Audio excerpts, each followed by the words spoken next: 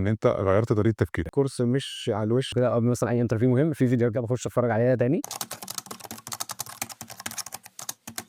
الميزه في الكورس ان هو تكنيكال جدا، خليني مع نفسي اقدر اخش في حاجات واكون فاهمها. يعني عندي اساس كويس. الكورس اكاديميك عملي، والميكس ده انا ما شفتوش. هو اداني خبره فادتني كتير كتفكير، فرق معايا في طريقه تفكير حلوه. انا بيميز المهندس احمد ان انت غيرت طريقه تفكير. الكورس صراحة ميزته ان هو يعني رايت كونتنت اند رايت تايم. صراحة الشرح كان حلو جدا، الامثله اللي كانت بتيجي كانت امثله كويسه جدا. التاسكات برضه دي حاجه لذيذه، طريقه التاسكات اللي في الالجوريزم، طريقه الحل بتاع التاسكات ده كان شبه رائع. التجربه ككل طبعا التجربه كانت مفيده جدا. حضرتك بدات الكورس فعلا لحد لسه بيبتدي، ما كانش الموضوع صعب خالص كبدايه الكورس. الكورس الليرنينج ديز بتاعته حلوه، ما بتملش ومش سريع بزياده، مش هتقع منه ومش هتمل. فبصراحه لا، كورسات جميله، وان شاء الله هشترك في الكورسات اللي جايه كمان.